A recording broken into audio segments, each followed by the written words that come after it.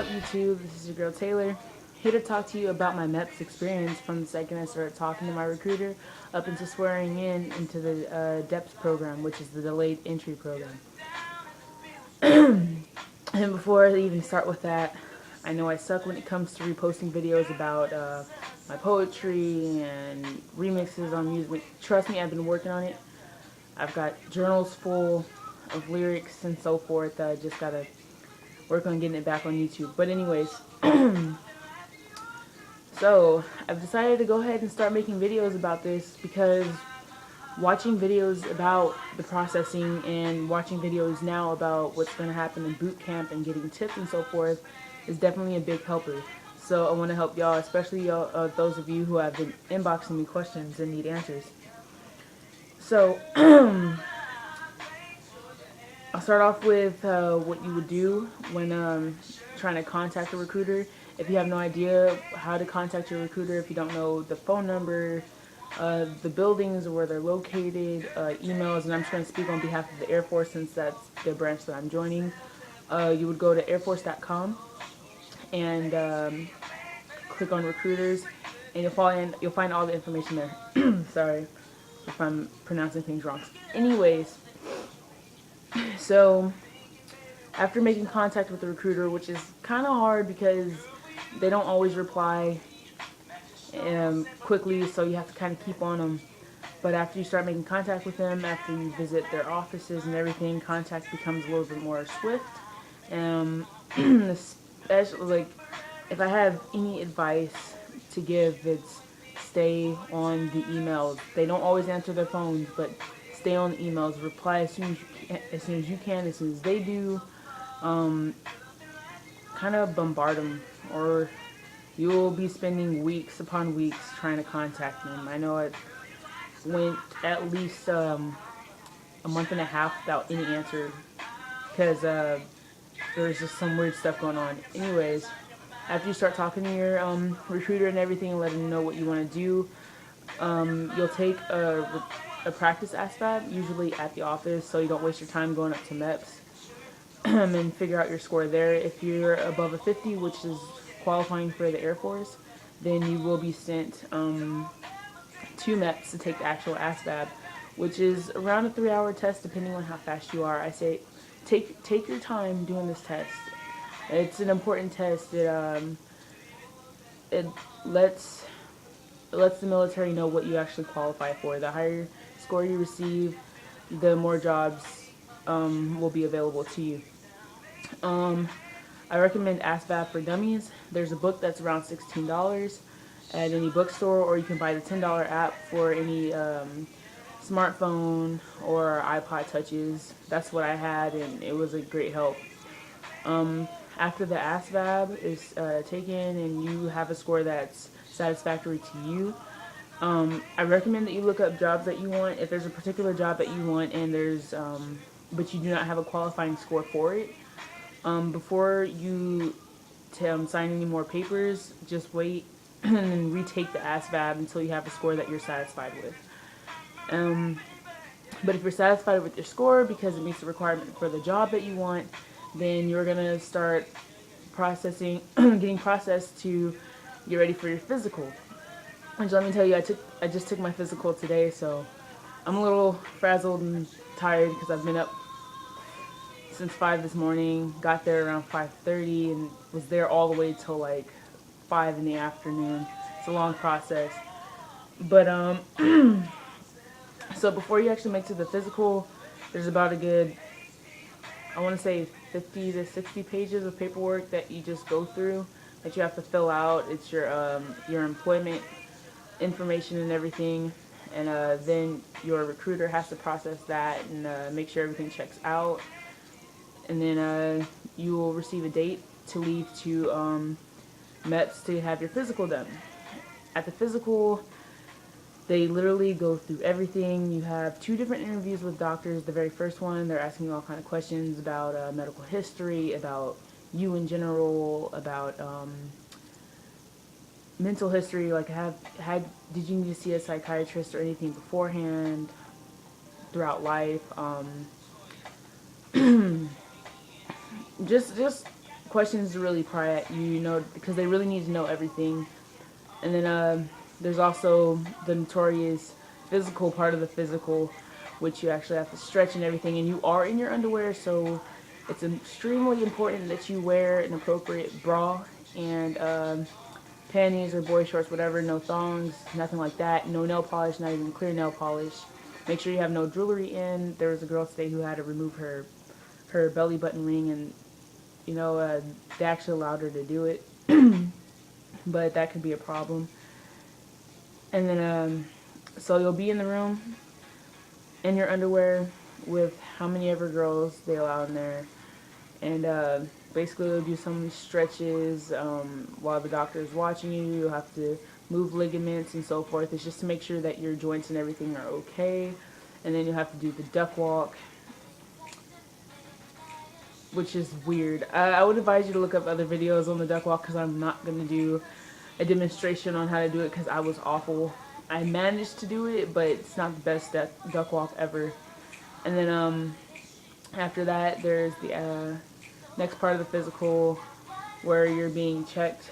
Your breasts are checked, your abdomen is checked, eyes, ears, throat, and everything. If you're going into the Air Force, there's a part of the exam where they will stick the little gadget they use to look inside your ear, and you'll have to plug your nose, take a deep breath in, and blow out. And they do that so they can see your eardrum wiggle. And then, of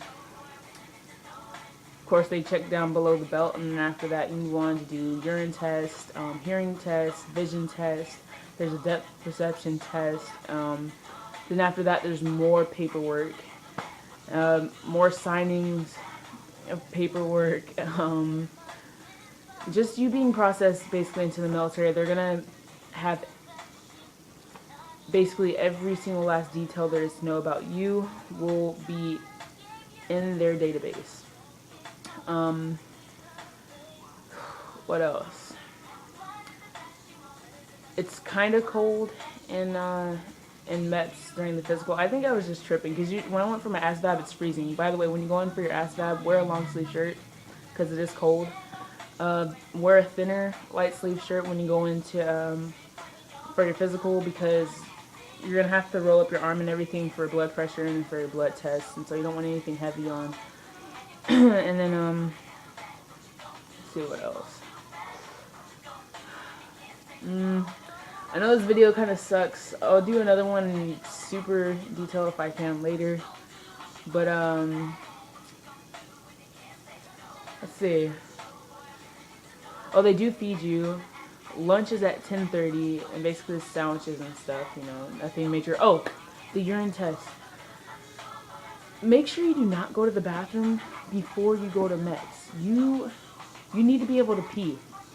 I went in for my urine test right after the very beginning of processing, and I couldn't go to the bathroom. And there is somebody watching you use the restroom, by the way. They have to. It's protocol.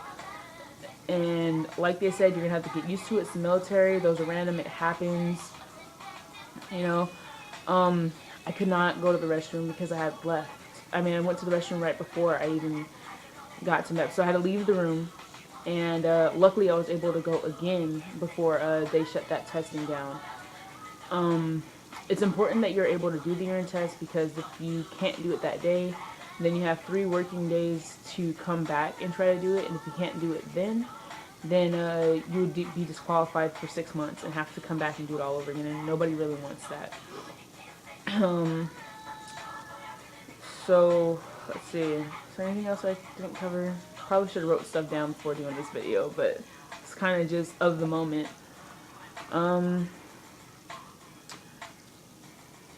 About qualifying as far as weight before you get to your physical, or even if you're thinking about joining the military, start working out, start eating right, because you want to make sure that weight is not a reason why you get disqualified.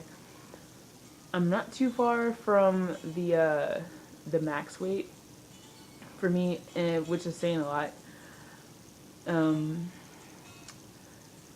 So I'm a couple of pounds under that, which is fine. Really, it's around my normal BMI if you're going to the doctors, but the Air Force wants you in shape. So work out as much as you can and try to get in shape so that way you're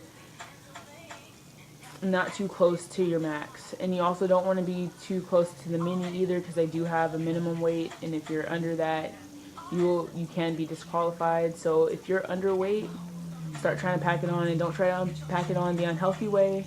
There are healthy ways to put on weight. And let's see. Yeah, so start working out. Oh, there's also a deadlift. Start practicing with weights. Don't try to get all super buff. I got muscles, but I'm a mover, so I have to be strong anyways. But the deadlift goes up to 100 pounds, and basically it's you picking up this weight that's kind of on a roller thing, and picking up like this, and then being able to lift it above your head. So if you can do that up to 100, that just means that you qualify for more jobs. Usually with the Air Force, they started us off at 60 pounds. If you can't lift 60 pounds, I really don't know what happens. You wouldn't get disqualified, but that's not a good thing at all. So work on getting the muscles, you know, not exactly, you don't have to be as big as mine, but yeah, work on gaining muscles, work on losing weight. If you are possibly too close to your max weight, ask your recruiter. Well, ask your recruiter if what the max weight is to your height. They should ask you that the first time you show up. Sorry, I gotta fix my camera. And ask about the mini weight, because if you're too close to that, they'll also let you know, so we can work on putting on some pounds. Make sure you're wearing appropriate underwear before you go into your physical. Make sure you don't have any piercings in. If you're super young and watching this video, I advise you, if you would like to join the military in the future, or if it is even a possible consideration. For me, it was not. I never planned on joining the military, but now I am gung-ho about it and super excited about leaving the basic military training, hopefully soon. So if you're in high school, there's no need to get tattoos. Don't get them. If you have them, that's okay. Just make sure they're not gang related, and you will still qualify for the military. Nothing super explicit, you know. There's people make it in with tattoos, but you don't want anything stupid that you have to explain. Be careful while you're in the process of being processed. Try to remain super healthy. Don't do anything crazy, so that way you don't hurt yourself, because that will disqualify you and you'll have to wait months, and nobody wants that. I'm lucky I haven't gotten into that. Try not to get in trouble with the law. Try to, I don't know, stay clean of everything, of all trouble. Anything that you think, anything that is attached to the definition of trouble, do not do it. You don't want trouble if you're trying to join the military. This will make your processing a lot easier, I promise. Anyways, so if you got the gist of my rumble on any tips so far for the processing, then there's my video for you. And I'll be coming back later, more prepared, of course, with more videos on what's going on as far as my military experience. And let's see, I just got off the phone with my recruiter a few hours ago, and I'm excited about the first little get together. It's going to be a Depths Beach Day, where I get to meet other people that are in delayed entry and make some friends, you know. So anyways, I'm super excited. Yay, go Air Force, and I'll be seeing y'all soon with another video. Chase Flag out.